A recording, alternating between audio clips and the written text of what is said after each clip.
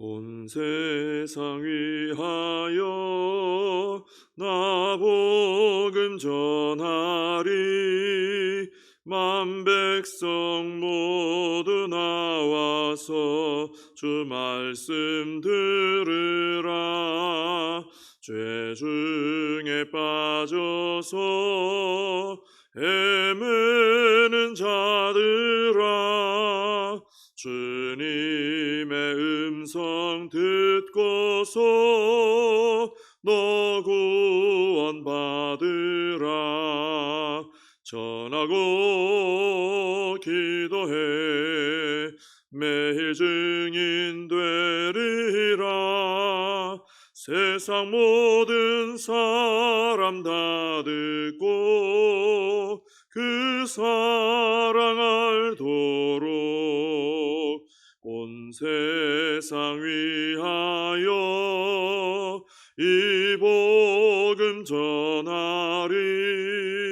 저 죄인 회개하고서 주 예수 믿으라. 이 세상 구하려 주 돌아가신 것 나 증거하지 않으면 그 사랑 모르리. 전하고 기도해 매일 증인 되리라. 세상 모든 사람 다 듣고 그 사랑 알도록 온 세상 위하여 주 은혜 임하니. 주 예수 이름 힘입어 이 복음 전하자. 먼 곳에 나가서 전하지 못해도 나 어느 곳에 있든지 늘 기도 힘쓰리. 전하고 기도해 매일 증인 되리라. 세상 모든 사람 다 듣고 그 사랑 알도록. 사도신경으로 신앙 고백하시겠습니다. 전능하사 천지를 만드신 하나님 아버지를 내가 믿사오며 그 외아들 우리 주 예수 그리스도를 믿사오니 이는 성령으로 잉태하사 동정녀 마리아에게 나시고 본디오 빌라도에게 고난을 받으사 십자가에 못 박혀 죽으시고 장사한 지 사흘 만에 죽은 자 가운데서 다시 살아나시며 하늘에 오르사 전능하신 하나님 우편에 앉아 계시다가 저리로서 산 자와 죽은 자를 심판하러 오시리라. 성령을 믿사오며 거룩한 공회와 성도가 서로 교통하는 것과 죄를 사하여 주시는 것과 몸이 다시 사는 것과 영원히 사는 것을 믿사옵나이다. 아멘. 사도행전 22장입니다. 사도행전 22장 1절에서 21절까지. 사도행전 22장 1절에서 21절 봉독해 드리겠습니다. 부형들아, 내가 지금 여러분 앞에서 변명하는 말을 들으라. 그들이 그가 히브리 말로 말함을 듣고 더욱 조용한지라. 이어 이르되 나는 유대인으로 길리기아 다소에서 났고 이 성에서 자라 가말리엘의 문화에서 우리 조상들의 율법에 엄한 교훈을 받았고 오늘 너희 모든 사람처럼 하나님께 대하여 열심히 있는 자라. 내가 이 돌을 박해하여 사람을 죽이기까지 하고 남녀를 결박하여 옥에 넘겼노니 이에 대제사장과 모든 장로들이 내 증인이라. 또 내가 그들에게서 다메섹 형제들에게 가는 공문을 받아가지고 거기 있는 자들도 결박하여 예루살렘으로 끌어다가 형벌받게 하려고 가더니 가는 중 다메섹에 가까이 갔을 때에 오정쯤 되어 호련히 하늘로부터 큰 빛이 나를 둘러 비치매 내가 땅에 엎드러져 들으니 소리 있어 이르되 사울아 사울아 네가 왜 나를 박해하느냐 하시거늘 내가 대답하되 주님 누구시니까 하니 이르시되 나는 네가 박해하는 나사렛 예수라 하시더라. 나와 함께 있는 사람들이 빛은 보면서도 나에게 말씀하시는 이의 소리는 듣지 못하더라. 내가 이르되 주님 무엇을 하리이까? 주께서 이르시되 일어나 다메섹으로 들어가라. 네가 해야 할 모든 것을 거기서 누가 이르리라 하시거늘 나는 그 빛의 광채로 말미암아 볼 수 없게 되었으므로 나와 함께 있는 사람들의 손에 끌려 다메섹에 들어갔노라. 율법에 따라 경건한 사람으로 거기 사는 모든 유대인들에게 칭찬을 듣는 아나니아라 하는 이가 내게 와 곁에 서서 말하되 형제 사울아 다시 보라 하거늘 즉시 그를 쳐다보았노라. 그가 또 이르되 우리 조상들의 하나님이 너를 택하여 너로 하여금 자기 뜻을 알게 하시며 그 의인을 보게 하시고 그 입에서 나오는 음성을 듣게 하셨으니 내가 그를 위하여 모든 사람 앞에서 내가 보고 들은 것의 증인이 되리라. 이제는 왜 주저하느냐? 일어나 주의 이름을 불러 세례를 받고 너의 죄를 씻으라 하더라. 후에 내가 예루살렘으로 돌아와서 성전에서 기도할 때에 황홀한 중에 봄에 주께서 내게 말씀하시되 속히 예루살렘에서 나가라. 그들은 내가 내게 대하여 증언한 말을 듣지 아니하리라 하시거늘 내가 말하기를 주님 내가 주를 믿는 사람들을 가두고 또 각 회당에서 때리고 또 주의 증인 스데반이 피를 흘릴 때에 내가 곁에 서서 찬성하고 그 죽이는 사람들의 옷을 지킨 줄 그들도 아나이다. 나더러 또 이르시되 떠나가라. 내가 너를 멀리 이방인에게로 보내리라 하셨느니라. 아멘. 요즘은 우리나라 사람들도 이 외국어를 잘하는 사람들이 참 많고 또 외국인들도 우리나라 말을 잘하는 사람들이 참 많아가지고 그런 일이 좀 덜하겠지만 예전에는 이제 외국인이 옆에 있을 때 이 사람 못 알아듣겠지 하고 우리가 막 떠들고 대화하다가 그 외국인이 유창하게 한국어를 말하면은 사람들이 깜짝 놀라곤 했습니다. 그리고 다들 그 외국인을 주목하고 어떻게 그렇게 한국말을 잘하시냐 이러고 그 사람에게 이제 딱 집중하는 이런 일들이 있곤 했죠. 근데 오늘 본문에 보면은 유대인들이 바울의 말 한마디에 다 아주 집중을 하고 조용해졌다는 겁니다. 이 유대인들은 모세에 대해서 오해를 하고 있었습니다. 모세를 이 바울에 대해서 오해를 하고 있었는데 이 바울이라는 사람은 우리가 존경하는 모세를 배반하는 사람이고 또 율법을 어기라고 가르치는 사람이다. 이렇게 이제 오해를 하고 있었습니다. 근데 이 바울이 그 정통 유대인들이 구사하는 히브리 말을 할 줄은 생각을 하지 못했던 것이죠. 근데 이 사람들은 흩어져 있던 사람들이라 이 사람들 중에는 히브리 말 이렇게 잘 쓰지 않는 사람도 있었을 건데 바울이 갑자기 그렇게 말을 하니까 유창한 히브리 말로 말을 하니까 다들 깜짝 놀라서 바울을 이제 주목하게 된 겁니다. 조용해진 것이죠. 바울이 이제 가만히 보면은 때를 가리지 않고 복음을 열심히 전하기도 했지만 그냥 무턱대고 전한 것은 아니고 사람들이 자신이 전하는 복음에 집중하도록 만드는 능력도 자신이 준비를 했던 것 같아요. 그래서 그런 능력도 가지고 있었습니다. 그러니까 주로 상대방이 관심을 가질 만한 것을 가지고 집중하게 만들었어요. 관심 없는 건 얘기해도 집중하지 않겠죠. 관심 가질 만한 것을 집중시키는데 아덴에서는 보면은 그 사람들이 그 숭배하던 알지 못하는 신에게라는 그 내용을 가지고 접근을 했습니다. 그러니까 자기들이 늘 하던 거를 얘기하니까 집중을 하는 거죠. 저 사람이 어떻게 우리를 이렇게 잘 알지 하고 집중했던 거죠. 근데 오늘 본문에서는 유대인들에게 히브리 말로 특히 이 사람들 흩어져 있던 유대인들인데 절기 때문에 들어온 사람들인데 이 바울이 이 히브리 말로 이 변호를 시작하니까 그 수많은 유대인들이 일시에 조용해지고 집중하게 이렇게 만들었다는 것이죠.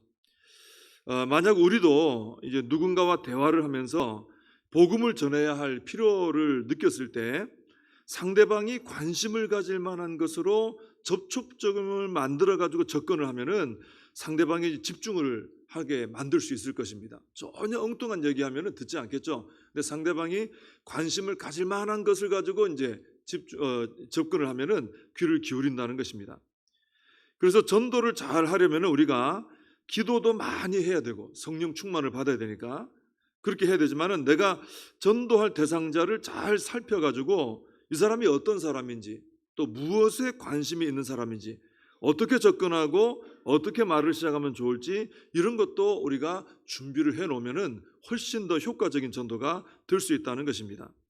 처음 만난 사이라도 서로 동일한 관심사를 발견을 하면요, 이야기를 좀 쉽게 풀어갈 수 있습니다. 그거 관심 있으세요?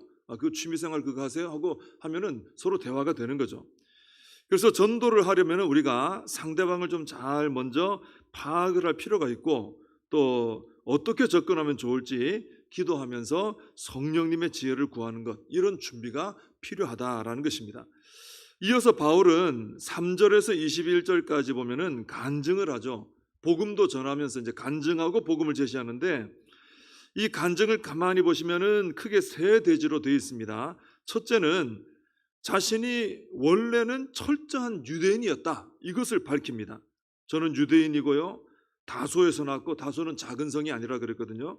또 예루살렘에서 성장했고, 당시 가장 유명한 선생님인 가말리엘의 문화에서 배웠고, 또 예수님 믿는 사람들을 박해하는 일에 가장 앞장섰던 사람입니다. 또 여러분처럼 저도 이렇게 열심히였습니다, 이런 얘기까지 합니다. 그러니까 자기가 예수님 만나기 전의 모습을 말하는 거죠. 두 번째로는 자신의 변화에 대해서 말합니다. 다메섹 도상에서 예수님과 만난 상황을 아주 상세하게 말해줍니다. 그리고 예수님 만나서 눈이 멀었다가 아나니아를 통해서 눈을 떴다, 여기까지도 다 얘기해 줍니다. 그리고 마지막 세 번째 대지에서는 뭘 말하느냐 하면은 자신이 지금은 변화받아서 이제 이방인에게 보냄받은 사도로 살고 있습니다, 이렇게 말합니다. 18절에 보면은 예루살렘에 있는 유대인들이 예수님의 복음을 듣지 않을 것이기 때문에 예수님께서 자신을 이방인에게 보내셨다, 이 얘기도 다 해줍니다. 자, 바울은 이렇게 이 내용을 볼 때에 유대인들에게 자신이 예수님 믿기 전에 어떤 과거의 삶을 살았나, 이것을 먼저 말하고요, 이어서 예수님을 만나서 구원을 어떻게 받았나, 그 체험을 말하고 있고, 그 후로 이제 어떻게 내가 변화되어서 새 삶을 지금 살고 있나, 지금의 모습을 이렇게 말하고 있습니다. 그래서 여기서 우리가 하나 배울 수 있는 게 있습니다. 우리도 기회가 닿아서 전도 대상자들에게 내가 어떤 그 이야기를 좀 할 수 있는 시간이 생길 때 나의 간증, 내가 어떻게 예수님 믿게 되었나, 어떻게 변화되었나, 이것을 좀 준비를 해 놓으면 좋다는 거예요. 왜냐하면은 내 얘기, 나의 이야기보다 힘 있는 게 없습니다. 남의 얘기는 아무리 해도 힘이 없는데 내가 이랬다는 얘기는 굉장히 힘이 있습니다. 설득력이 있죠. 그래서 우리가 나의 간증을 좀 준비하면 좋다는 것입니다. 너무 길면 또 듣질 않아요. 막 장황하게 막 30분, 뭐 1시간 넘어가면 누가 듣겠습니까? 그러니까 한 3분 내로 한다든지 이렇게 간략하게 요약을 해서 준비하면 좋다는 겁니다. 사도 바울이 좋은 예를 보여줬죠. 첫째는 3대지로 내가 예수님 믿기 전에 어떤 사람이었나? 나 예수님 믿기 전에 이렇게 살았다.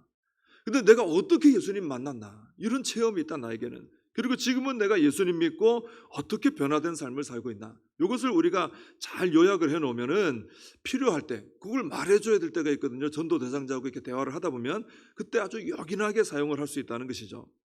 그러니까 사도 바울은 열정만 가지고 무턱대고 복음을 전한 게 아니었어요. 가만히 보면은 여러모로 복음을 잘 전할 수 있도록 준비를 좀 많이 했던 것을 볼 수 있습니다. 그래서 우리도 복음 전파에 대한 열정을 가지고 또 복음을 잘 전할 수 있는 이런 도구와 기술들을 잘 준비해 놓으면 훨씬 더 복음을 효과적으로 전할 수 있다는 것이죠.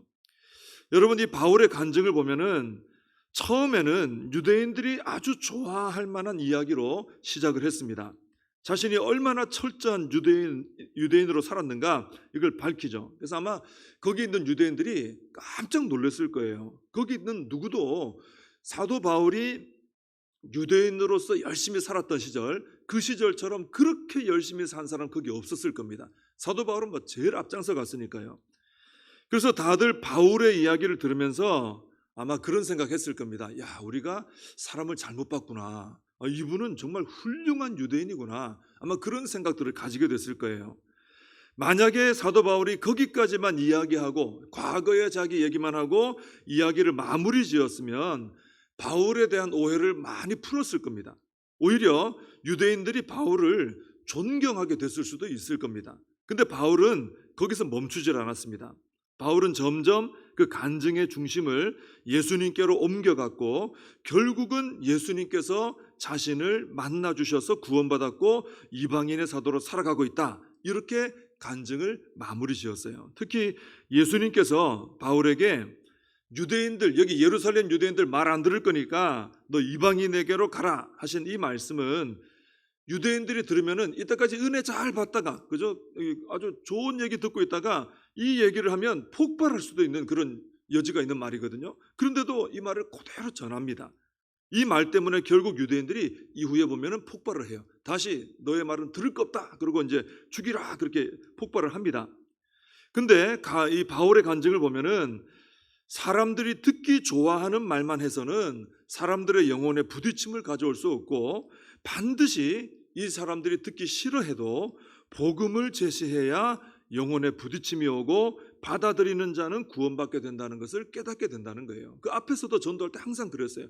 항상 제일 듣기 싫어하는 말이 복음인데 그걸 분명하게 말을 했다는 거죠. 그러면 듣고 믿는 자는 구원받더라 이것입니다. 그래서 우리가 복음을 듣게 하기 위해서는 처음에는 사람들의 마음을 열기 위해서 어떤 접촉점을 마련해서 그들이 듣기 좋아하는 말, 관심사가 있는 말을 할 필요가 있습니다. 마음을 열어야 되니까요. 그러나 결국에는 나중에는 복음을 제시해야 된다는 것입니다. 그래야 구원으로 초청을 할 수가 있고 거절하는 사람은 어쩔 수 없지만 받아들이는 사람은 구원을 받게 된다라는 것입니다.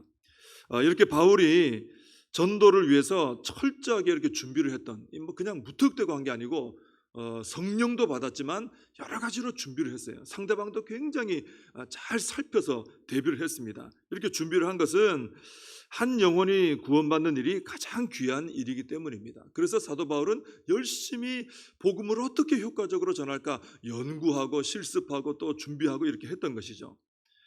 그래서 이제 우리가 이 바울의 이런 모습을 보면서 참 우리도 이 복음 전파에 대해서 또 다시 한번 좀 열정을 좀 가지고 다시 한번 이 복음 전파를 위해서 내가 좀 더 잘 준비돼야 되겠구나. 또 상대방을 잘 파악을 해야 되겠구나. 효과적인 복음 전파에 힘써야 되겠구나. 다시 한번 우리가 그런 마음을 가지고 복음 전도자로서 준비되고 쓰임 받는 우리가 되어야 할 줄로 믿습니다. 함께 기도하겠습니다.